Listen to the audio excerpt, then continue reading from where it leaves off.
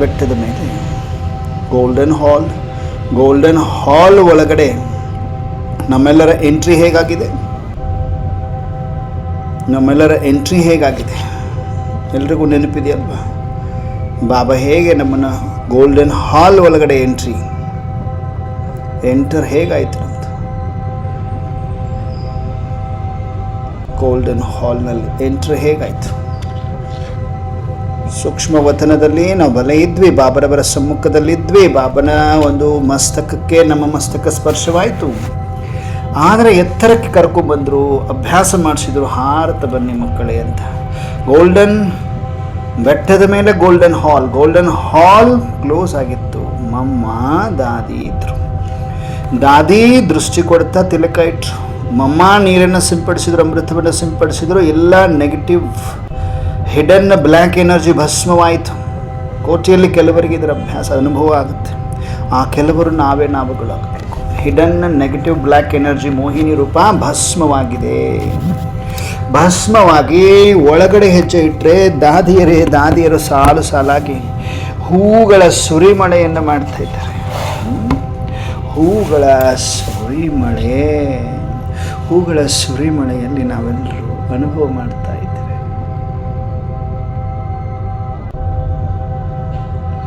ದಾದಿಯರು ದೃಷ್ಟಿ ಕೊಡ್ತಾ ಇದ್ದಾರೆ. ಹೂಗಳ ಸುರಿಮಳೆಯಲ್ಲಿ ನಾವು ಅನುಭವ ಮಾಡ್ತಾ, ತೇಜೋಮಯ ತೇಜಸ್ವಿ ಸೂರ್ಯನ ಬೆಳಕು, ಪ್ರಕಾಶತೆ ಗೋಲ್ಡನ್ ಹಾಲ್ನ ತುಂಬಿದೆ. ಮುಂದೆ ಹೋಗಿ ನೋಡ್ತಾ ಇದ್ದರೆ ಜ್ಞಾನ ಸೂರ್ಯನ ಸಮೀಪ ಬಂದ್ವಿ.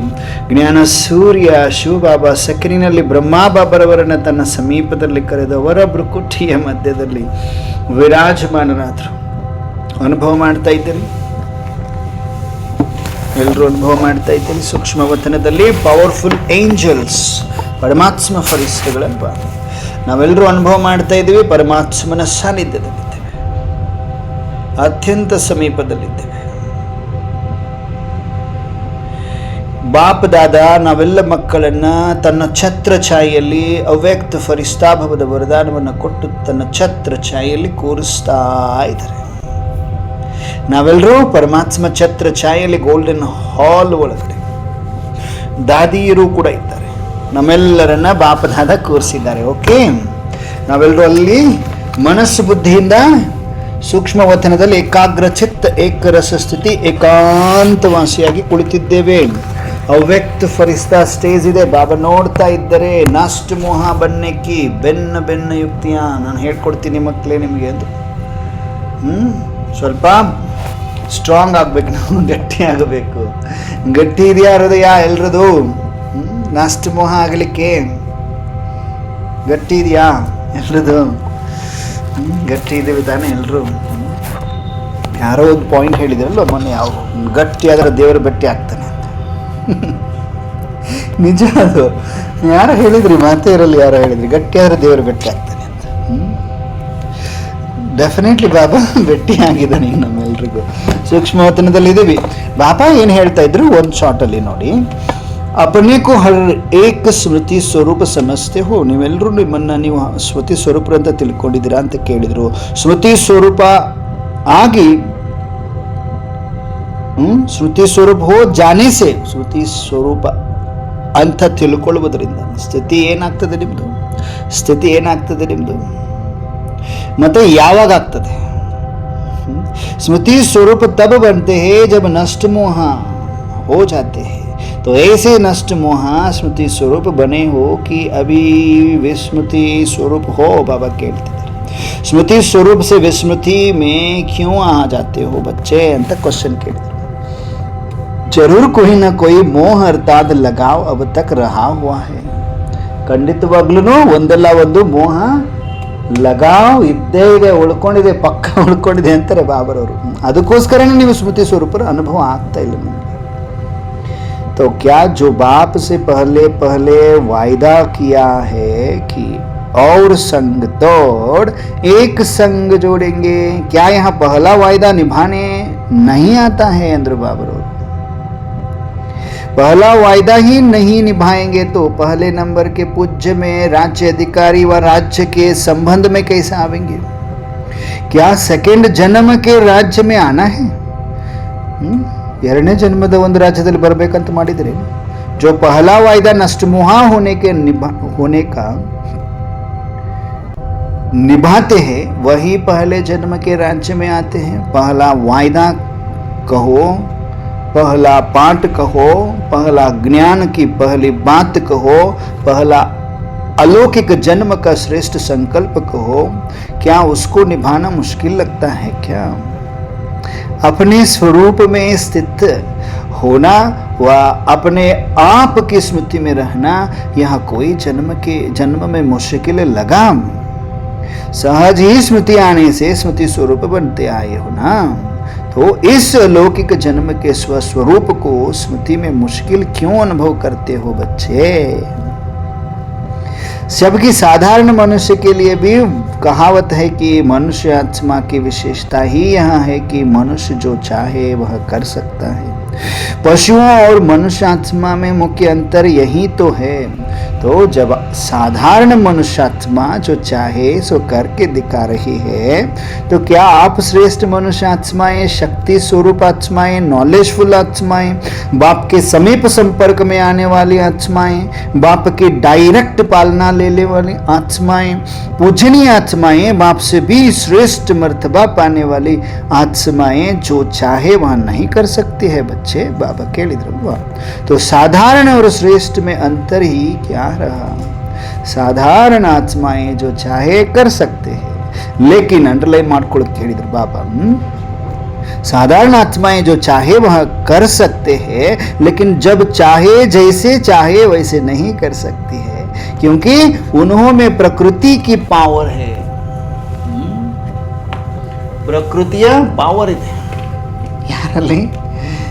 ಸಾಧಾರಣ ಆತ್ಮಗಳಲ್ಲಿ, ಸಾಧಾರಣ ಮನುಷ್ಯಾತ್ಮ ಪ್ರಕೃತಿಯ ಪಾವರ್ ಇದೆ ಅಂದ್ರು ಬಾಬ್ರವರು। ಓಕೆನಾ? ಜೈಸೆ ಚಾಹೆ ವೈಸೆ ಬಾಬಾ ಕೇಳ್ತಾ ಏನ್ ಹೇಳಿದ್ರು? उन्हों में प्रकृति की पावर है, ईश्वरीय पावर नहीं है। ನಿಮ್ಮಲ್ಲೇನಿದೆ? ईश्वरीय पावर ಇದೆ। ईश्वरीय पावर वाली आत्माएं जो चाहे जब चाहे जैसे चाहे वैसे कर सकते हैं। तो जो विशेषता है उसको प्रैक्टिकल में नहीं ला सकते हो। वह आप लोग भी अभी तक यही कहते हो कि चाहते तो नहीं हैं लेकिन हो जाता है, चाहते हैं वह कर नहीं पाते हैं।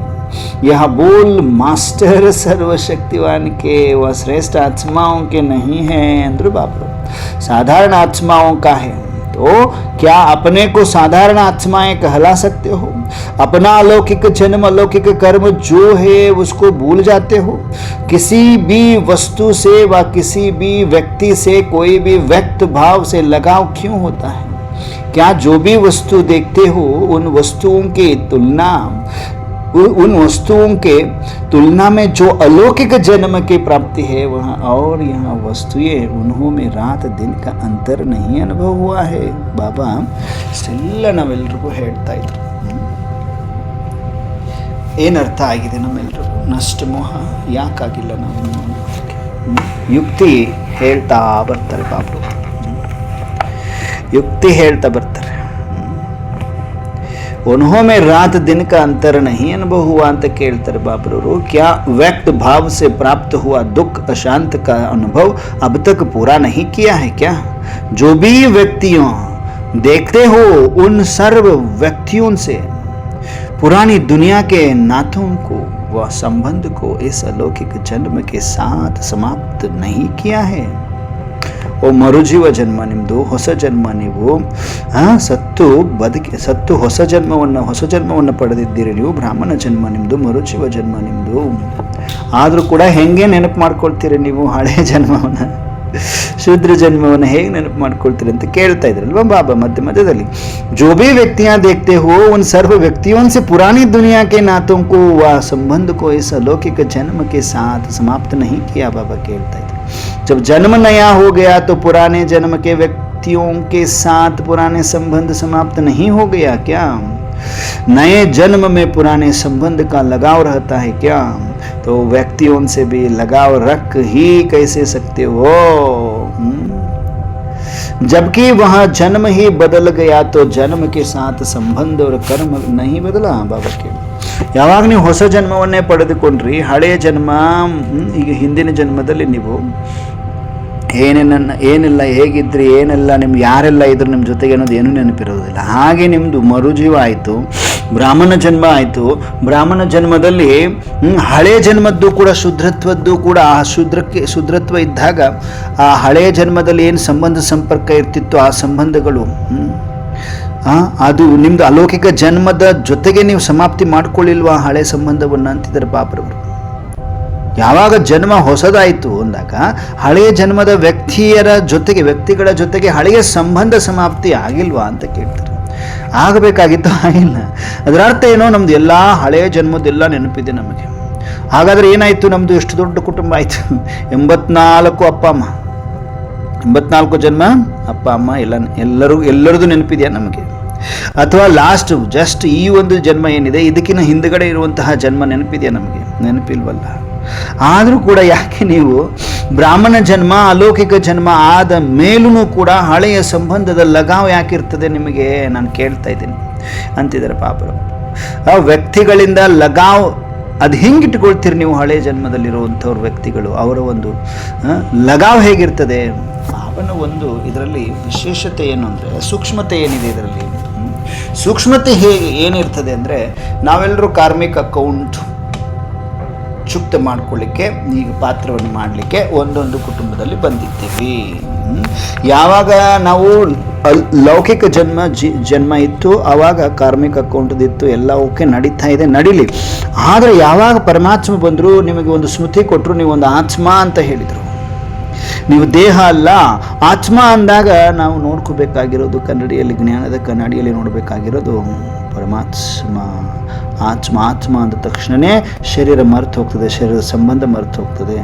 84 ಜನ್ಮವನ್ನು ಪಡೆದು ಬಂದಿದ್ದೇನೆ. ಸೊ ಇವರು ಯಾರೆಲ್ಲ ಇದ್ದಾರೆ ಈಗ ಅಟ್ ಪ್ರೆಸೆಂಟ್ ನನ್ನ ಜೊತೆಗೆ ಯಾರೆಲ್ಲ ಇದ್ದಾರೆ, ಇವರು ಈ ಜನ್ಮಕ್ಕೆ ಕಾರ್ಮಿಕ್ ಅಕೌಂಟನ್ನು ಸೆಟಲ್ ಮಾಡ್ಕೊಳ್ಳೋಕ್ಕೆ ಬಂದಂಥವ್ರು. ಓಕೆ, ಇವರಿಂದ ನಿಮಗೇನು ಪ್ರಾಪ್ತಿ ಸಿಗ್ತದೆ? ಶಿವಬಾಬರವರಿಂದ ಏನು ಪ್ರಾಪ್ತಿ ಸಿಗ್ತದೆ? ಅವಿನಾಶಿ ಅಲೌಕಿಕ ತಂದೆಯಿಂದ ನಮಗೆ ಏನು ಪ್ರಾಪ್ತಿ ಸಿಗ್ತದೆ? ಇವರುಗಳಿಂದ ಏನು ಪ್ರಾಪ್ತಿ ಸಿಗ್ತದೆ? ಬಾಬಾ ಮುಂದೆ ಹೇಳ್ತಾ ಹೋಗ್ತಾರೆ. ಇವರಿಂದ ಏನು ಪ್ರಾಪ್ತಿ ಸಿಗ್ತದೆ, ಇವ್ರ ಜೊತೆ ಹೇಗಿರಬೇಕು? ಥೋಡ್ ನಿಭಾನ ಅಂತಾರೆ ಬಾಬರು. ತೋಡ್ ಫಾಲೆ ಥೋಡ್ನ ಬಾದ್ಮೆ ನಿಭಾನ ಹಾಗೆ ಹೇಳ್ತಾರೆ ಬಾಬರು. ಅಂದರೆ ಹಳೆಯ ಜನ್ಮವನ್ನು ಮುರಿದುಕೊಂಡು ಅರ್ಥಾತ್ ಸತ್ತು ತದನಂತರ ಹೊಸ ಜನ್ಮದಲ್ಲಿ ನಾವು ಕಾಲಿಟ್ಟಿದ್ದೀವಿ ಅಂದರೆ ಆ ಜನ್ಮ ಬಲೇ ಅವ್ರನ್ನ ಎಲ್ಲೂ ಬಿಡುವ ಹಾಗಿಲ್ಲ ನೀವು.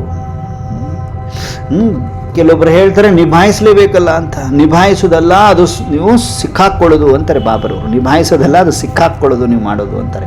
ಹೇಗೆ ಬಾಬಾ ಈ ಒಂದು ಜನ್ಮದಲ್ಲಿದ್ದುಕೊಂಡು ಲೌಕಿಕದಲ್ಲಿದ್ದುಕೊಂಡು ಅಲೌಕಿಕತೆಯ ಅನುಭವ ಹೇಗೆ ಮಾಡಬೇಕು, ಪ್ರಾಕ್ಟಿಕಲ್ ಜೀವನದ ಅನುಭವ ಹೇಗೆ ಮಾಡಬೇಕು ಅನ್ನೋದನ್ನು ಬಾಬಾ ಸ್ಪಷ್ಟ ಮಾಡ್ತಾ ಹೋಗ್ತಾರೆ. Attention please. ನೆಕ್ಸ್ಟ್ ಮಿನಿಟ್ಗಳಲ್ಲಿ ಬಾಬಾ ಕ್ಲಾರಿಟಿ ಕೊಡ್ತಾ ಹೋಗ್ತಾರೆ. ಎಲ್ರಿಗೂ ಅಟೆನ್ಷನ್ ಇದೆ. ಬಾಬರ ಸಮ್ಮುಖದಲ್ಲಿದ್ದೀರಿ, ಅತ್ಯಂತ ಸಮೀಪದಲ್ಲಿದ್ದೀರಿ, ಬಾಬನ ಸಮ್ಮುಖದಲ್ಲಿದ್ದೀರಿ. ಅವ್ಯಕ್ತ ಫರಿಸ್ತಿಗಳಲ್ವಾ, ಬಹಳಷ್ಟು ಸಮೀಪದ ರತ್ನಗಳಲ್ವಾ, PhD ಮಾಡ್ತಾ ಇದ್ದಾರಲ್ವ ತಾವೆಲ್ಲರೂ. ಎಂತಹ ಶಿಕ್ಷಕ ಸಿಕ್ಕಿದ್ದಾರೆ ನಮ್ಮೆಲ್ರಿಗೂ. ಏನು ಓದಿಸ್ತಾ ಇದ್ದಾರೆ, ಎಕ್ಸಾಮ್ ಬಂದರೆ ಪಾಸ್ ಆಗೋ ತಾಕತ್ತು ಕೊಡ್ತಾ ಇದ್ದಾರಲ್ವ. ತಾಕತ್ತೇನು ಅಂತ ಬಹಳ ಸೂಕ್ಷ್ಮ ಬುದ್ಧಿ ಬೇಕು, ಮಹೀನ್ ಬುದ್ಧಿ ಬೇಕು, ಸ್ವಚ್ಛ ಬುದ್ಧಿ ಬೇಕು, ಬುದ್ಧಿ ಲೈನ್ ಕ್ಲಿಯರ್ ಇರಬೇಕು. ಹಾಗಾಗಿ ಪದೇ ಅಟೆನ್ಷನ್ ಪ್ಲೀಸ್. ಸೂಕ್ಷ್ಮ ಮಾತುಗಳು ಹೇಳ್ತಾ ಹೋಗ್ತಾರೆ ಪಾಪರವರು. ಇದರಲ್ಲಿ ಉಲ್ಟಾ ತಿಳ್ಕೊಂಡ್ರೆ ಉಲ್ಟಾ ಆಗ್ಬಿಡ್ತದೆ, ಬಹಳ ಡೇಂಜರ್ ಆಗ್ಬಿಡ್ತದೆ. Half knowledge very dangerous. ಅದಕ್ಕೆ ಬಹಳ ಸೂಕ್ಷ್ಮವಾದಿದ್ದೆ, ಬುದ್ಧಿ ಲೈನ್ ಕ್ಲಿಯರ್ ಇಟ್ಕೊಂಡು ತಿಳ್ಕೊಳ್ತಾ ಹೋಗ್ಬೇಕೆ ಹೊರತು ಇದರಲ್ಲಿ ಉಲ್ಟಾ ತಿಳ್ಕೊಂಡ್ರೆ ಓಂ ಶಾಂತಿ ಆಗ್ತೀವಿ ನಾವು. ಬಹಳ ಸಿಕ್ಕಾಕೊಳ್ತೀವಿ. ಫಸ್ಟ್ ಜಾತೆ ಅಂತಾರೆ ಬಾಬ್ರವರು, ಸಿಕ್ಕಾಕೊಂಡ್ಬಿಡ್ತೀರಿ ಅಂತಾರೆ ಪಾಪರು. ಹಾಗಾಗಿ ಬಹಳ ಕೇರ್ಫುಲ್ಲಾಗಿ ಅರ್ಥ ಮಾಡ್ಕೊಳ್ತಾ ಹೋಗ್ಬೇಕು. ಪಾಪನ ವಾಣಿ ಹೈಯೆಸ್ಟ್ ಸ್ಟೇಜಲ್ಲಿರುವಂತಹ ಜ್ಞಾನ ಇದು. ಡೈರೆಕ್ಟ್ ಈಶ್ವರನ ಜ್ಞಾನ ಅಲ್ವಾ. ಯಾವುದೇ ವೇದಶಾಸ್ತ್ರದಲ್ಲೂ ಇಂತಹ ಜ್ಞಾನ ಇಲ್ಲ. ಅದನ್ನು ಈಸಿಯಾಗಿ ನೀವು ಅರ್ಥ ಮಾಡ್ಕೋಬೋದು. ಆದರೆ ಈ ಜ್ಞಾನ ಇದೆಯಲ್ಲ, ಪ್ರಾಕ್ಟಿಕಲ್ ಜೀವನಕ್ಕೆ ಆಧಾರಿತ ಒಂದು ಧಾರಣಯುಕ್ತ ಜ್ಞಾನ ಪರಮಾತ್ಮ ತಿಳಿಸ್ತಾರೆ. ನಿಜ ಜೀವನದಲ್ಲಿ ಏನು ಹೇಗಿರಬೇಕು, ಎಲ್ಲಿ ನಾವು ಥೋಡ್ ನಿಭಾನ, ಎಲ್ಲಿ ನಾವು ಒಂದು ನಿಭಾಯಿಸಬೇಕು, ಎಲ್ಲಿ ಸಿಕ್ಕಾಕೋಬಾರದು, ಎಲ್ಲವನ್ನ ಸ್ಪಷ್ಟ ಮಾಡ್ತಾ ಹೋಗ್ತಾರೆ ಬಾಬರವರು. ಬಾಬಾ ಸ್ಪಷ್ಟ ಮಾಡ್ತಾ ಹೋಗ್ತಾರೆ. Attention please. ಓಕೆ, ಬೇರೆ ಎಲ್ಲೂ ಯಾವುದೇ ಹಲ್ಚಲ್, ಬೇರೆ ಸಂಕಲ್ಪದಲ್ಲಿ ಹೇಳ್ಕೊಂಡು ಹೋಗ್ತಾ ಇದ್ರೆ ಮನಸ್ಸು, ಹೇ ಮನ್ ಎಲ್ಲಿ ಹೋಗ್ತಾ ಇದ್ದೀನಿ, ಅಪ್ಪಾಜಿ ಹತ್ರ ಕುತ್ಕೋ, ಇಲ್ಲೆಲ್ಲ ಅಲ್ವಾ ಇಷ್ಟು ಫರಿಸ್ತೆಗಳು ಕುತ್ಕೊಂಡಿದ್ದಾರೆ, ಹೇಳ್ರಿ ಅದಕ್ಕೆ ಮನ್ ಮಂತ್ರಿಗೆ ಪಾಠ ಕಲಿಸಿ ಹೇಳ್ರಿ, ಹೇ ಮನ್ ಮಂತ್ರಿ ಮನ್ಮಾನಿ ಮತ್ ಕರೋ, ಮೈ ಜೋ ಬೋಲೂಂಗಾ उसी के हिसाब से रहो, मैं बोल रही हूँ इधर ही बैठो, ಇಲ್ಲೇ ಕುತ್ಕೋ ಮನ್ಮಂತ್ರಿ. ಯಾರು ಹೇಳ್ತಾ ಇದ್ದಾರೆ ಅನ್ಕೊಂಡಿದ್ದೀನಿ, ನಾನು ಆತ್ಮ ರಾಜ ಹೇಳ್ತಾ ಇದ್ದೀನಿ, ಇಲ್ಲಾಂದ್ರೆ ನೀನು ಕೆಲಸದಿಂದ ತೆಗಿಬೇಕಾಗುತ್ತೆ. ಓಕೆನಾ? ಬಟ್ ಈ ಸ್ಟೇಜ್ ಮುಗಿದಿದೆ ನಮ್ದು. ಈಗ ಸೂಕ್ಷ್ಮವಾಗಿ ಮನ್ಮಂತ್ರಿ ಮಾತು ಕೇಳುವಂಥದ್ದಾಗಿದೆ. ಈ ಸ್ಟೇಜ್ ಹೋಗಿ ಏನಾಗಿದೆ, ಮನ್ಮಂತ್ರಿ ಅಂದ ತಕ್ಷಣ ಚಿ ಹುಜೂರ್ ಅಂತ ಬಂದು ಸುಮ್ಮನೆ ನೀವು ಹೇಳ್ದಂಗೆ ಕೇಳ್ತೇನೆ ನಾನು ಮನ್ಮಂತ್ರಿ. ಹಾಗೆ ಒಂದು ಸ್ಟೇಜ್ ಬಂದಿದೆ. ಮೊದಲು ಏನಾಗ್ತಿತ್ತು, ಜೋರ್ ಹಿಡಿದು ಕುದುರಿಸ್ಬೇಕಾಗ್ತಿತ್ತು. ಇವಾಗಿನ ಸ್ಟೇಜ್ ಹೆಂಗಾಗಿದೆ, ಮನ್ಮಂತ್ರಿ ಅಂದ ತಕ್ಷಣ ಹಾಜಿ ಹುಜೂರ್ ನೀವು ಬಾಬರವರ ಹತ್ರ ಕುತ್ಕೊಂಡಿದ್ದೀರಿ, ನನಗೆ ಗೊತ್ತು, ನಾನು ಬೇರೆ ಯಾವುದೇ ಸಂಕಲ್ಪ ಕ್ರಿಯೇಟ್ ಮಾಡಬಾರ್ದು ಅಂತ ಹೇಳ್ತದೆ, ಆಟೋಮೆಟಿಕ್ ಆಗಿ ಹೇಳ್ತದೆ. ನೀವು ಬಾಬರವ್ರ ಹತ್ರ ಕುತ್ಕೊಂಡಿದ್ದೀರಿ, ಪರಮಾತ್ಮನ ಹತ್ರ ಕುತ್ಕೊಂಡಿದ್ದೀರಿ, ನನ್ನ ಮನಸ್ಸು ಬೇರೆ ಎಲ್ಲೂ ಹೋಗುವುದಿಲ್ಲ, ನಾನು ಬೇರೆ ಯಾವುದೇ ವಿಚಾರವನ್ನು ಮಾಡುವುದಿಲ್ಲ ಅಂತ ಹೇಳ್ತದೆ ಅಲ್ವಾ. ಮೊದಲು ಹಂಗಿತ್ತು, ಇವಾಗ ಹಿಂಗಾಗಿದೆ. ಕೆಲವೊಬ್ರದ್ದು ಆಗಿಲ್ಲ ಅಂದರೆ ಚೇಂಜ್ ಮಾಡ್ಕೊಳ್ಳಿ. ಇನ್ನೂ ಮನ್ಮಂತ್ರಿನ ಹಿಡಿದು ಕುದುರಿಸ್ಕೋಬೇಕು ಕಷ್ಟಪಡ್ತಿದ್ದೀರಿ ಅಂದರೆ ಚೇಂಜ್ ಮಾಡಿಕೊಡ್ರಿ. ಆಗಿಲ್ಲ ಅನ್ನೋರು ಚೇಂಜ್ ಮಾಡಿ. ಬಾಬಾ ನೋಡ್ತಾ ಇದ್ದಾರೆ ಪ್ರತಿಯೊಂದು ಮಕ್ಕಳನ್ನು. ಇಲ್ಲಿ ತನಕ ಆಗಿತ್ತಲ್ವ, ಉನ್ಹೋ ಮೇ ರಾತ್ ದಿನ ಕಾ ಅಂತರ ನಹಿ ಅನುಭವ ಹುವಾ ಹೈ ಕ್ಯಾ ಅಂತ ಹೇಳ್ತಾ ಇದ್ರು. ವ್ಯಕ್ತ ಭಾವ ಸೆ ಪ್ರಾಪ್ತ ಹುವಾ ದುಃಖ ಶಾಂತಿ ಕಾ ಅನುಭವ ಅಬ್ ತಕ್ ಪೂರಾ ನಹಿ ಕ್ಯಾ ಕ್ಯಾ. ನೋಡಿ, ಯಾವಾಗ ನೀವು ಲೌಕಿಕ ಜೀವನದಲ್ಲಿ ಪರಮಾತ್ಮ ಸಿಗೋಕ್ಕಿಂತ ಮುಂಚಿತವಾಗಿ ಏನು ಒಂದು ವ್ಯಕ್ತಿ ಭಾವದಿಂದ ಆಗಿರುವಂತಹ ದುಃಖ ಶಾಂತಿಯ ಅನುಭವ ನೀವು ಮಾಡಿದಿರಿ, ಅದನ್ನ ಇನ್ನೂ ಮಾಡ್ತಾ ಇದ್ದೀರಾ ಅಂತ ಕೇಳಿದ್ರು ಬಾಬರು. ಸೂಕ್ಷ್ಮವಾಗಿದೆ, ಅರ್ಥ ಮಾಡ್ಕೋಬೇಕು. ನಿಮ್ಮ ಬುದ್ಧಿನೇ ಮಹೀನ ಮಾಡ್ಕೋಬೇಕು. ಬಾಬನ ಸಮ್ಮುಖದಲ್ಲಿ ಕುತ್ಕೊಂಡಾಗ ಆಟೋಮೆಟಿಕ್ ಕ್ಲಾರಿಟಿ ಸಿಗ್ತದೆ. ಕೇಳಿಸ್ಕೊಡ್ರಿ. ಕ್ಯಾ ವ್ಯಕ್ತ ಭಾವ ಸೆ ಪ್ರಾಪ್ತ ಹುವಾ ದುಃಖ ಅಶಾಂತಿ ಕ ಅನುಭವ ಅಬ್ ತಕ್ ಪೂರಾ ನಹಿ ಕಿಯಾ ಹೈ ಕ್ಯಾ ಅಂದ್ರು ಬಾಬರು. ಏನಪ್ಪ ನೀವು ವ್ಯಕ್ತ ಭಾವದಿಂದ ಪ್ರಾಪ್ತಿಯಾಗಿರುವ ದುಃಖ ಅಶಾಂತಿಯ ಅನುಭವ ಇನ್ನೂ ಕಂಪ್ಲೀಟ್ ಮಾಡ್ಕೊಂಡಿಲ್ವಾ? ಇನ್ನೂ ಅದೇ ಒಂದು ದುಃಖದಲ್ಲಿ ಇರ್ಬೇಕಂತ ಮಾಡಿದ್ದೀರಾ? ವ್ಯಕ್ತಿ ಭಾವದಲ್ಲಿ ಆ ಪ್ರಾಪ್ತ ಆಗ್ತಾ ಇರುವಂಥ ವ್ಯಕ್ತಿ ಭಾವ ಅಂತ ಬಂದಾಗ, ದೇಹಾಭಿಮಾನ ಅಂತ ಬಂದಾಗ ದುಃಖ ಶಾಂತಿ ನೋವು ಬರೀ ಇದೆ ಅಲ್ವಾ, ಅಟ್ಯಾಚ್ಮೆಂಟ್. जो भी व्यक्तियाँ देखते हो उन सर्व व्यक्तियों से पुरानी दुनिया के नातों को व संबंध को इस अलौकिक जन्म के साथ समाप्त नहीं किया है. ಯಾರೆಲ್ಲ ವ್ಯಕ್ತಿಯನ್ನು ನೋಡ್ತೀರಿ ನೀವು, ಓಕೆ, ಯಾರೆಲ್ಲ ವ್ಯಕ್ತಿಯನ್ನು ನೋಡ್ತೀರಿ ಅಂದಾಗ ಆ ಎಲ್ಲ ವ್ಯಕ್ತಿಗಳಿಂದ ಹಳೆಯ ಒಂದು ಪ್ರಪಂಚದ ಒಂದು ನಾಥ ಏನಿದೆ, ಸಂಬಂಧ ಏನಿದೆ, ಆ ಸಂಬಂಧವನ್ನು ಈ ಅಲೌಕಿಕ ಜನ್ಮದ ಜೊತೆಗೆ ಸಮಾಪ್ತಿ ಮಾಡ್ಕೊಂಡಿಲ್ವಾ ನೀವು? ಅಲೌಕಿಕ ಜನ್ಮ ಸಿಕ್ಕಾದ ಮೇಲೆ ಮಾಡ್ಕೊಂಡಿಲ್ವಾ ನೀವು? जब जन्म नया हो गया तो पुराने जन्म के व्यक्तियों के साथ पुराने संबंध समाप्त नहीं हो गए क्या? ನೋಡಿ, ಯಾವಾಗ ನಿಮ್ಮ ಜನ್ಮನೇ ಹೊಸದಾಗಿದೆ, ಹೊಸ ಜನ್ಮ ನೀವು ಪಡೆದಿದ್ದೀರಿ ಅಂದಾಗ ಹಳೆಯ ಜನ್ಮದ ವ್ಯಕ್ತಿಯ ಒಂದು ಜೊತೆ ಹಳೆಯ ಸಂಬಂಧ ಸಮಾಪ್ತಿ ಆಗಿಲ್ವಾ ಇನ್ನು? ಅಂಡರ್ಲೈನ್. ಏನು ಹೇಳ್ತಾರೆ ಬಾಬಾ? ಯಾವಾಗ ಜನ್ಮ ಹೊಸದಾಗಿದೆ ಅಂದಾಗ ಹಳೆಯ ಜನ್ಮದ ವ್ಯಕ್ತಿಯ ಜೊತೆ ಆ ಹಳೆಯ ಸಂಬಂಧ ಸಮಾಪ್ತಿ ಆಗಿಲ್ವಾ? ಹಿಂದಿನ ಜನ್ಮದ್ದು ನಮಗೆ ಇನ್ನೂ ನೆನಪಿದೆಯಾ ಅಂತ ಮೀನಿಂಗ್ ಅದು. ಓಕೆನಾ? ಈ ಹಿಂದಿನ ಜನ್ಮದಲ್ಲಿ ಏನಾಗಿದೆ ಅಂತ ಏನಾದರೂ ನೆನಪಿಟ್ಟಿದ್ದೀವ ನಾವು? ಏನೂ ನೆನಪಿಲ್ಲ ನಮಗೆ. ಏನಾದರೂ ನೆನಪಿದೆ? ಯಾರಿಗೆ ಏನೂ ನೆನಪಿರುವುದಿಲ್ಲ. 100%. ಯಾವಾಗ ಜನ್ಮ ಹೊಸದಾಯಿತು, ಹೊಸದಂದರೆ ಈ ಶೂದ್ರ ಜನ್ಮ ಕಂಪ್ಲೀಟ್ ಆಯಿತು. ಯಾವಾಗ ಅಪ್ಪಾಜಿ ಸಿಕ್ಕರು, ಕೋರ್ಸ್ ತಗೊಂಡ್ರಿ, ಬಾಬನ ಮಕ್ಕಳಾದ್ರಿ, ಬಾಬನ ಮಕ್ಕಳಾದ ಮೇಲೆ ಹೊಸ ಜನ್ಮ ಆಯಿತು, ಅಲೌಕಿಕ ಜನ್ಮ ಆಯಿತು, ಅಪ್ಪಾಜಿ ಮಕ್ಕಳಾದ್ವಿ, ಬ್ರಹ್ಮಮುಖ ವಂಶಾವಳಿಗಳಾದ್ವಿ, ಮರುಜೀವವನ್ನು ಪಡೆದ್ವಿ, ಮರುಜೀವ ಜನ್ಮವನ್ನು ಹೊಂದಿದ್ವಿ. ತದನಂತರ ಅದಾದ ಮೇಲೆ ಹಳೆಯ ಜನ್ಮ ಏನಿತ್ತು, ಓಲ್ಡ್, ಹಳೆಯ ಜನ್ಮದ ವ್ಯಕ್ತಿಗಳ ಜೊತೆ ಏನು ಹಳೆಯ ಸಂಬಂಧ ಇತ್ತು ಅದು ಇನ್ನೂ ಸಮಾಪ್ತಿ ಮಾಡ್ಕೊಂಡಿಲ್ಲ. ಇನ್ನೂ ಹಳೆಯ ಜನ್ಮದ್ದು ನೆನಪು ಮಾಡ್ಕೊಳ್ತೀರಾ? ಹಳೆಯ ಜನ್ಮ ವ್ಯಕ್ತಿ ಯಾರಾದರೂ ಬಂದರೆ ಕೇಳ್ತಾ ಇದ್ದಾರೆ ಅಪ್ಪಾಜಿ ಅಷ್ಟೆ. ನಯ ಜನ್ಮ ಮೇ ಪುರಾಣೆ ಸಂಬಂಧಕ ಲಗಾವ್ ರಹತಾ ಹೈ ಕ್ಯಾ? ಹೊಸ ಜನ್ಮದಲ್ಲಿ ಹಳೆಯ ಜನ್ಮದ ಸಂಬಂಧ ಏನಾದರೂ, ಹಳೆಯ ಒಂದು ಸಂಬಂಧದ ಒಂದು ಅಟ್ಯಾಚ್ಮೆಂಟ್ ಇರ್ತದೇನು? ಈ ಕ್ವಶನ್ ನಮ್ಮಷ್ಟಕ್ಕೆ ನಾವು ಕೇಳ್ಕೊಬೇಕಲ್ವ. ಹಳೆಯ ಜನ್ಮದಲ್ಲಿ, ಈ ಹೊಸ ಜನ್ಮದಲ್ಲಿ ಹಳೆಯ ಜನ್ಮದ ಸಂಬಂಧದ ಒಂದು ಅಟ್ಯಾಚ್ಮೆಂಟ್ ಲಗಾವಿದೆಯಾ ನಮಗೆ? ಓಲ್ಡ್ ಜನ್ಮದಲ್ಲಿ ಅಪ್ಪ ಅಮ್ಮನ ಲಗಾವಿದೆಯಾ? ಓಲ್ಡ್ ಜನ್ಮದಲ್ಲಿ ಅಣ್ಣ ತಂಗಿದ ಲಗಾವಿದೆಯಾ? ಏನೋ ನೆನಪೇ ಇಲ್ಲವಲ್ಲ ನಮಗೆ. ಹಳೆ ಜನ್ಮ ತಗೊಂತೀವಿ ಅನ್ನೋದು ನಾಲೆಜ್ ಪಕ್ಕ ಆಗಿದೆ ಅಲ್ವ ಎಲ್ರಿಗೂ, ಅಥವಾ ಇನ್ನೂ ಅದು ಪಕ್ಕ ಆಗಿಲ್ಲ, ಚೆಕ್ ಮಾಡ್ಕೋಬೇಕಲ್ವ. ಆತ್ಮ ಜನನ ಮರಣದಲ್ಲಿ ಬರ್ತಿದೆ ಅಂತ ಗೊತ್ತಿದೆಯಲ್ವಾ, 84 ಜನ್ಮ ತಗೊಳ್ತದೆ, ಪಾತ್ರ ಅನುಭವಿಸ್ತಾ ಇದೆ ಅಂತ ಗೊತ್ತಿದೆಯಲ್ವಾ ಎಲ್ರಿಗೂ. ಆ ಜನ್ಮ ತೆಗೆದುಕೊಂಡ ನಂತರ ಆ ಹಳೆಯ ಜನ್ಮದ್ದೇನಾದರೂ ನೆನಪಿದೆಯಾ ನಮಗೆ? ಇಲ್ವಲ್ಲ. ಹೊಸ ಜನ್ಮದಲ್ಲಿ ಹಳೆಯ ಸಂಬಂಧದ ಲಗಾವ್ ಇರ್ತದೆ ಏನೋ ಅಂತ ಬಾಬಾ ಕ್ವಶನ್ ಕೇಳ್ತಿದೆ. तो व्यक्तियों से भी लगाव रख ही कैसे सकते हो? ವ್ಯಕ್ತಿಗಳು ಆ ಜನ್ಮದ ಒಂದು ಹಳೆಯ ಸಂಬಂಧದ, ಹೊಸ ಜನ್ಮದಲ್ಲಿ ಹಳೆಯ ಸಂಬಂಧ ಒಂದು ಲಗಾವ್ ಇರಲ್ಲ. ಅವಾಗ ಏನಾಗ್ತದೆ, ವ್ಯಕ್ತಿಗಳಿಂದ ಲಗಾವ್ ಹೆಂಗಿಟ್ಕೊಳ್ತೀರಿ ನೀವು, ಅಟ್ಯಾಚ್ಮೆಂಟ್ ಹೆಂಗಿಟ್ಕೊಳ್ತೀರಿ ನೀವು ವ್ಯಕ್ತಿಗಳ ಜೊತೆಗೆ? ಇದು ಯಾರಿಗೆ ಅರ್ಥ ಆಗ್ತದೆ ಅಂದರೆ 24/7 365 ಡೇಸ್ ಪರಮಾತ್ಮ ಶ್ರೀಮತ, ಪರಮಾತ್ಮನ ಜ್ಞಾನವನ್ನು ಯಥಾರ್ಥವಾಗಿ ಅರಿತುಕೊಳ್ಳುತ್ತಿರುವವರಿಗೆ ಮಾತ್ರ ಅರ್ಥ ಆಗ್ತದೆ ಪಾಯಿಂಟ್ ಇದು.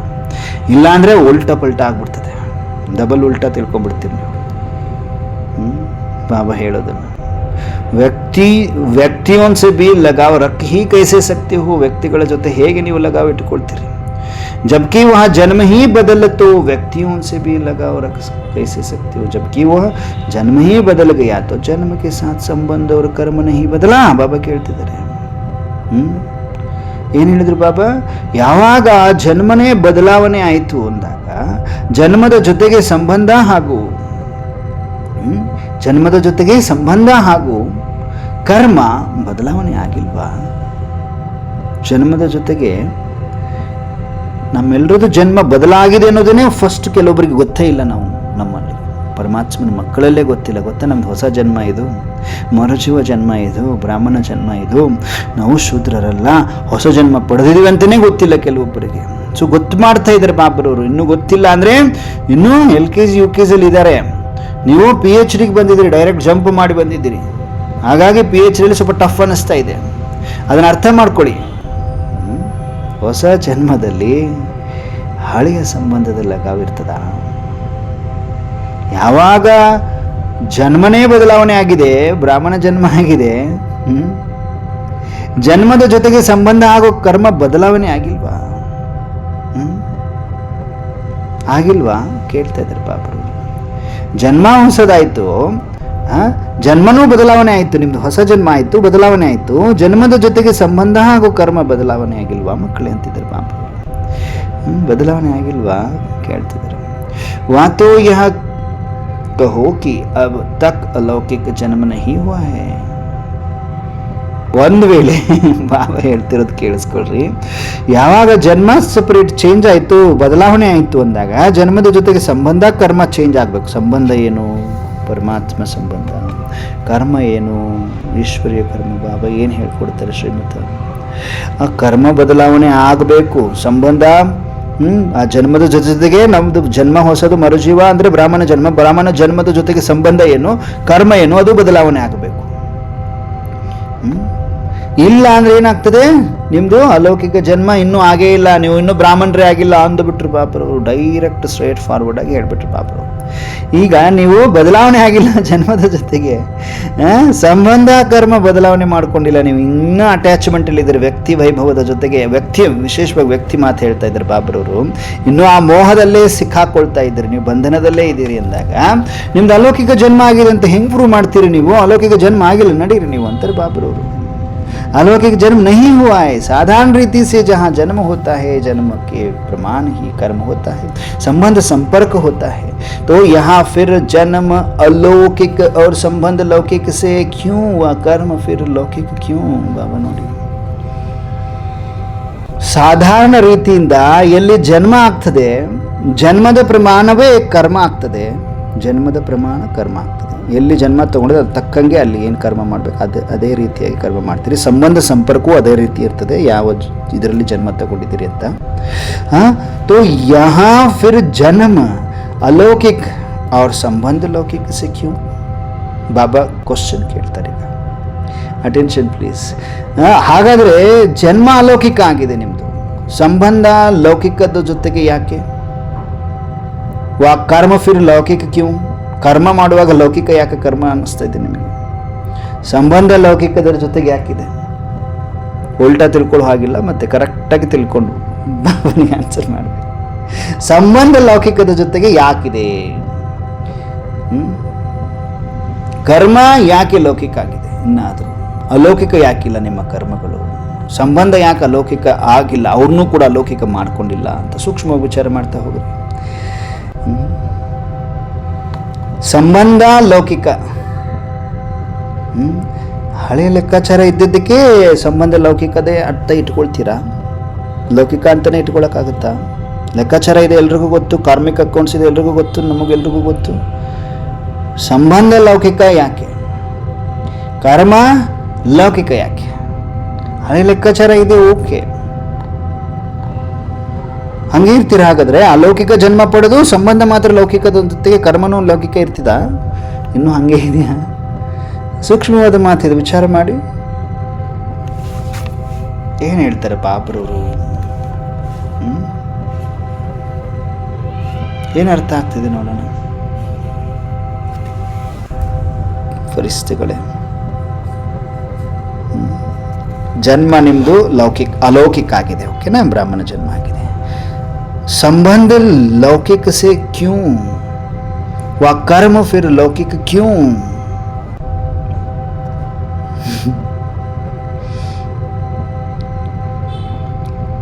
ನೋಡಿ, ಹರೀಶನ್ನ ಬಲೆ ಜ್ಞಾನದಲ್ಲಿ ಚಿಕ್ಕವರು, ಆನ್ಸರ್ ಮಾತ್ರ ದೊಡ್ಡವ್ರ ಥರ ಎಕ್ಸಲೆಂಟ್ ಆಗಿ ಕೊಡ್ತಾರೆ.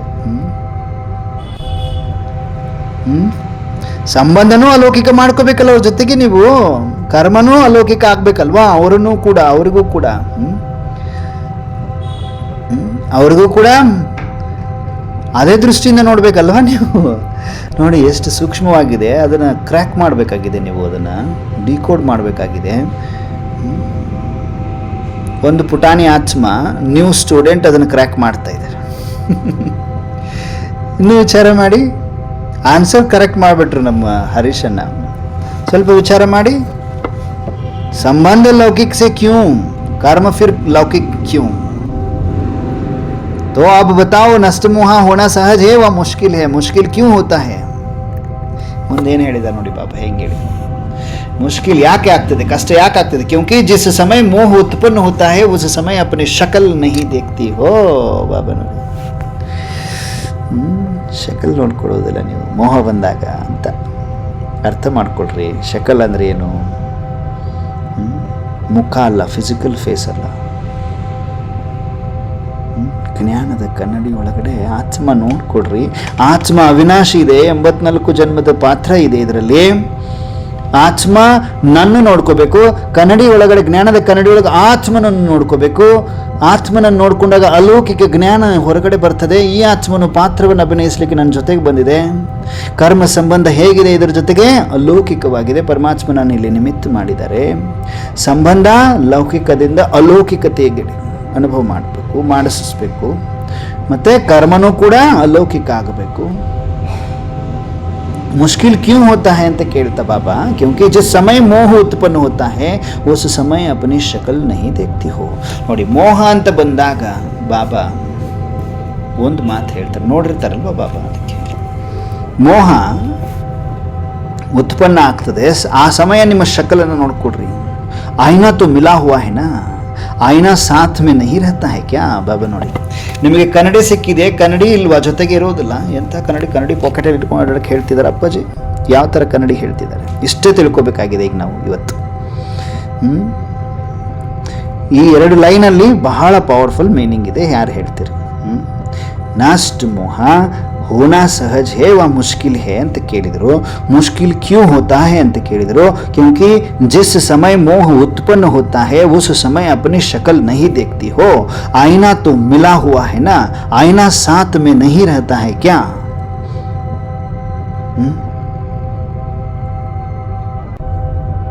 ಯಾರಿಗೇನು ಅರ್ಥ ಆಗ್ತಿದೆ ಇದರಲ್ಲಿ? ಜ್ಞಾನದ ದರ್ಪಣ ಓಕೆ,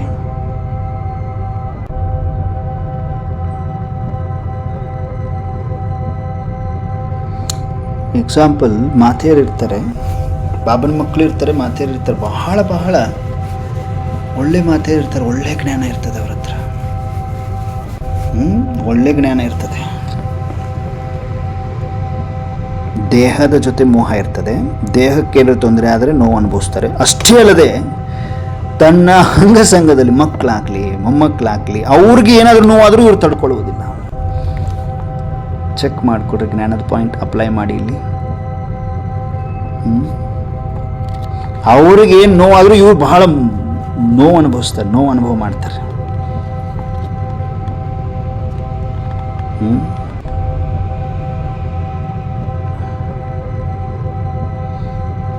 ಅವರಿಂದ ಏನಿರ್ತದೆ, ಬಾಬನ ಮಕ್ಕಳಾಗಿರ್ತೀರಿ, ಎಲ್ಲ ಇರ್ತದೆ, ಎಲ್ಲ ನಾಲೆಜ್ ಇರ್ತದೆ.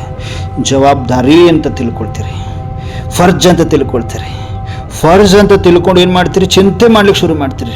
ರಾತ್ರಿ ನಿದ್ದೆ ಮಾಡುವುದಲ್ಲ, ಚಿಂತೆ. ಮಗಳು ದೊಡ್ಡವಳಾದ್ಲು, ಮದುವೆ ಮಾಡಬೇಕು, ಹೆಂಗಾದರೂ ಮಾಡಿ ಈ ಚಿಂತೆ ಶುರು ಆಗ್ತದೆ ನಿಮಗೆ. ಮಗಳು ದೊಡ್ಡವಳಾದ್ಲು, ಮದುವೆ. ಹೌದು, ಫರ್ಜ್ ಇದು, ಎಲ್ಲರೂ ಹೇಳ್ತೀರಿ. ಡೆಫಿನೆಟ್ಲಿ ಫರ್ಜ್ ಇದು, ಎಲ್ರದ್ದು ಜವಾಬ್ದಾರಿ ಇದು, ಮಾಡಬೇಕು. ಹೌದು, ಮಾಡಿ. ಯಾಕೆ ನೀವು ಅಷ್ಟು ಆಳದಲ್ಲಿ ಹೋಗ್ತಾ ಇದ್ದೀರಿ? ಯಾಕೆ ನೀವು ಮೋಹ ಅಟ್ಯಾಚ್ಮೆಂಟಲ್ಲಿ ಹೋಗ್ತಾ ಇದ್ದೀರಿ? ಸಾಕ್ಷಿ ನಿಮಿತ್ತ ಭಾವದಿಂದ ಯಾಕೆ ಮಾಡ್ತಾ ಇಲ್ಲ ನೀವು? ನನ್ನ ಫರ್ಜ್ ಇದೆ, ನನ್ನ ಕರ್ತವ್ಯ ಇದೆ, ನನ್ನ ಒಂದು ಜವಾಬ್ದಾರಿ ಇದೆ, ನಾನು ಮಾಡಬೇಕು, ಓಕೆ. ಆದರೆ ಯಾಕೆ ಅಟ್ಯಾಚ್ಮೆಂಟಲ್ಲಿ ಹೋಗ್ತೀರಿ? ಸೂಕ್ಷ್ಮವಾಗಿದೆ, ಬಿಡಿಸ್ಬೇಕಾಗುತ್ತೆ. ಯಾಕೆ ಅಟ್ಯಾಚ್ಮೆಂಟಲ್ಲಿ ಹೋಗ್ತೀರಿ? ನಿಮಿತ್ತ ಭಾವದಿಂದ ಯಾಕೆ? ಇದು ಬಾಬಾ ಈ ಪರಿವಾರದಲ್ಲಿ ನನಗೆ ಈ ಒಂದು ಮಗುವನ್ನು ಕೊಟ್ಟಿದೆ, ಈ ಮಗು ಮದುವೆ ಮಾಡಬೇಕು ಅಂದರೆ ನಾನು ನಿಮಿತ್ತ ಭಾವದಿಂದ ಮಾಡೋದು ಹೇಗೆ? ನಿಮಿತ್ತ ಭಾವದಿಂದ ಮಾಡಬೇಕಲ್ವಾ? ಅಟ್ಯಾಚ್ಮೆಂಟಲ್ಲಿ ಯಾಕೆ ಹೋಗ್ತಿದ್ದೀರಿ? ಯಾಕೆ ದುಃಖ ತಗೊಳ್ತೀರಿ? ಹೋಗ್ತಾ ಇದ್ದಾರಲ್ಲ ಇವರು ಅಂತ ದುಃಖ ತಗೊಳ್ತಾ ಇದ್ದೀರಿ. ಯಾಕೆ ದುಃಖ ತಗೊಳ್ತಾ ಇದ್ದೀರಿ? ದುಃಖ ಯಾಕೆ ಬರ್ತಾ ಇದೆ ನಿಮಗೆ? ಅಟ್ಯಾಚ್ಮೆಂಟ್ ಇರೋದಕ್ಕೆ ದುಃಖ ಬರ್ತಾ ಇದೆ ಅಲ್ವಾ? ಒಂದು ಪಾಯಿಂಟ್. ಯಾವಾಗ ಈ ಕಡೆ ಒಂದು ಸೈಡಿಂದ ನೋಡಿ, ಈಗ ಒಂದು ಜನ್ಮಕ್ಕೆ ಮಾತ್ರ ಇವರ ಜೊತೆಗೆ ನಿಮಗೆ ಒಂದು ಅಟ್ಯಾಚ್ಮೆಂಟ್ ಇದೆ, ಜವಾಬ್ದಾರಿ ಅಂತ ಇದೆ, ಮಾಡ್ತಾ ಇದ್ದೀರಿ, ಓಕೆ, ಒಂದು ಕಡೆ ಇದೆ. ಆದರೆ ಸೇವೆಯ ಸಂಬಂಧ, ಸೇವೆ ಇದೆ, ನಾನು ನಿಮಿತ್ತ ಭಾವದಲ್ಲಿದ್ದುಕೊಂಡು ಈ ಸೇವೆಯ ಸಂಬಂಧವನ್ನು ನಿಭಾಯಿಸಬೇಕು, ಇದು ಮಾತು ಕರೆಕ್ಟ್ ಇದೆ. ನಾನು ಸಿಕ್ಕಾಕೊಳ್ಳೋದಿದೆಯಲ್ಲ, ಬಂಧನದಲ್ಲಿ ಸಿಕ್ಕಾಕೊಳ್ಳೋದಿದೆಯಲ್ಲ, ಅದು ರಾಂಗ್ ಇದೆ ಅಂತಾರೆ ಬಾಬರವರು. ಸಿಕ್ಕಾಕೊಳ್ಳೋ ಹಾಗಿಲ್ಲ, ಅದರಲ್ಲಿ ಅಟ್ಯಾಚ್ಮೆಂಟಲ್ಲಿ ಬರುವುದಿಲ್ಲ, ನಾವು ಬರಬಾರ್ದು, ಮೋಹದಲ್ಲಿ ಬರಬಾರ್ದು. ಅವ್ರಿಗೇನಾದರೂ ನೋವಾದರೂ ಕೂಡ ನಾಳೆ ಮದುವೆ ಮಾಡಿ ಕಳಿಸ್ತೀರಿ, ಅಲ್ಲೇನಾದ್ರು ತೊಂದರೆ ಆದರೂ ನೀವು ಹಚ್ಕೊಳ್ತೀರಿ, ನೀವು ನೋವು ಮಾಡ್ಕೊಳ್ತೀರಿ, ಎಲ್ಲ ಜ್ಞಾನ ಓದೋದು ಇರೋದು ಎಲ್ಲ ಬಿಡ್ತೀರಿ, ಬಾಬನ್ ಬಿಡ್ತೀರಿ. ಅಷ್ಟು ನೋವು ಮಾಡ್ಕೊಳ್ತೀರಿ ಯಾಕೆ? ಬಾಬನ್ ನಾಲೆಜ್ ಸಿಕ್ಕ ಮೇಲೂ ಕನ್ನಡಿ ಒಳಗೆ ಯಾಕೆ ನೋಡ್ಕೊಳ್ಳೋಲ್ಲ? ನಿಮ್ಮ ಜ್ಞಾನದ ಕನ್ನಡಿ ಒಳಗಡೆ ಫೇಸ್ ನೋಡ್ಕೊಂಡು, ಆತ್ಮ ನೋಡ್ಕೊಳ್ಳಿ. ಆತ್ಮದ ಪಾತ್ರ ಇದೆ ಅಲ್ವಾ? ಆದರೆ ಯಾಕೆ ಅಟ್ಯಾಚ್ಮೆಂಟಲ್ಲಿ ಬರ್ತೀರಿ? ಬಹಳ ಸೂಕ್ಷ್ಮವಾಗಿ ವಿಚಾರ ಮಾಡಬೇಕು. ಯೋಗಿ ಆತ್ಮಗಳಿಗೆ ಅರ್ಥ ಆಗ್ತದೆ ಪ್ರಾಕ್ಟಿಕಲ್ ಜೀವನ ಹೇಗೆ ಅಂತ. ಬಹಳ ಯೋಗ ಬೇಕು ಇದಕ್ಕೆ, ಅರ್ಥ ಮಾಡ್ಕೊಳ್ಳಿಕ್ಕೆ ಯೋಗ ಬೇಕು. ನಿಮಿತ್ತ ಭಾವದಿಂದ ನೀವೇನಾದರೂ ಮಾಡಿದರೆ ಸರಿ ಅಂತಾರೆ. ಯಾಕೆ ನಿಮಿತ್ತ ಭಾವದಿಂದ ಮಾಡಬೇಕಂದ್ರೆ, ಪ್ರಾಪ್ತಿ ಯಾರಿಂದ? ಅವಿನಾಶಿ ತಂದೆಯಿಂದ ಪ್ರಾಪ್ತಿ ಆಗ್ತಿರೋದು ಎಲ್ಲ ಪ್ರತಿಯೊಂದು. ನನಗೆ ಅವಿನಾಶಿ ತಂದೆ ಸಿಕ್ಕ ಮೇಲೂ ಕೂಡ, ಅವಿನಾಶಿ ತಂದೆ ಸಿಕ್ಕ ಮೇಲೂ ಕೂಡ ನಾವು ಇನ್ನೂ ಈ ಒಂದು ದೇಹಧಾರಿಗಳ ಜೊತೆ ಆ ಒಂದು ಅಟ್ಯಾಚ್ಮೆಂಟ್, ಆ ಅಟ್ಯಾಚ್ಮೆಂಟು ಶಿವಬಾಬರವರ ಜೊತೆಗೆ ಯಾಕಿಲ್ಲ? ಅವನು ಹೇಳ್ತಿದ್ದಾನೆ, ಪರಮಾತ್ಮ ನನಗೆ ನಿನಗೆ 84 ಜನ್ಮದ ನಂಟಿದೆ, ನಾನು ನಿನ್ನ ತಂದೆ ಆಗಿದ್ದೆ, ನಾನು ನಿನ್ನ ಕ್ರಿಯೇಟರ್ ಆಗಿದ್ದೇನೆ ಅಂತ ಹೇಳ್ತಾನೆ ಪರಮಾತ್ಮ. ಅವನು ಅಷ್ಟೆಲ್ಲ ಪ್ರಾಪ್ತಿ ಮಾಡಿದ್ದಾನೆ, ಆ ಪ್ರಾಪ್ತಿಗಳು ನೆನಪು ಮಾಡ್ತಾ ಇಲ್ಲ ನಾವು ಕರೆಕ್ಟಾಗಿ. ಯಾರಿಂದ ಏನು ಸಿಗ್ತಾ ಇದೆ ಅಂತ ನೆನಪು ಮಾಡ್ದೇನೆ ನಾವು ಈಗ ಒಂದು ಜನ್ಮಕ್ಕೆ ಏನು ಸಂಬಂಧ ಇದೆ, ಏನೋ ಅಟ್ಯಾಚ್ಮೆಂಟ್ ಇದೆ, ಏನು ಕಾರ್ಮಿಕ್ ಅಕೌಂಟ್ಸ್ ಇದೆ, ಅದರಲ್ಲಿ ಸಿಕ್ಕಾಕೊಳ್ತಾ ಇದ್ದೀರಿ, ಫರ್ಜ್ ಅಂದ್ಕೊಳ್ತಾ ಇದ್ದಾರೆ. ಅದನ್ನು ನಿಮಿತ್ತ ಭಾವದಿಂದ ನಿಭಾಯಿಸಬೇಕೇ ಹೊರತು ಅದನ್ನು ಫರ್ಜ್ ಅಂದ್ಕೊಂಡ್ರಿ ಅಂದರೆ ಸಿಕ್ಕಾಕೊಳ್ತೀರಿ ಅಂತಾರೆ ಪಾಪರು. ನಿಮಿತ್ತ ಭಾವದಿಂದ ಅದನ್ನು ಹ್ಯಾಂಡಲ್ ಮಾಡೋಕ್ಕೆ ಹೇಳ್ತಾರೆ ಪಾಪರವರು. ಭಾಳ ವಿಚಾರ ಸಾಗರ ಮಂಥನ ಮಾಡಿದಾಗ ಆನ್ಸರ್ ಸಿಗ್ತದೆ. ಯೋಗಿ ಆತ್ಮಗಳಾಗಬೇಕು. ಸೂಕ್ಷ್ಮವಾಗಿದೆ ಅಟ್ಯಾಚ್ಮೆಂಟ್ ಮ್ಯಾಟ್ರ್, ಬಹಳ ಸೂಕ್ಷ್ಮವಾಗಿದೆ.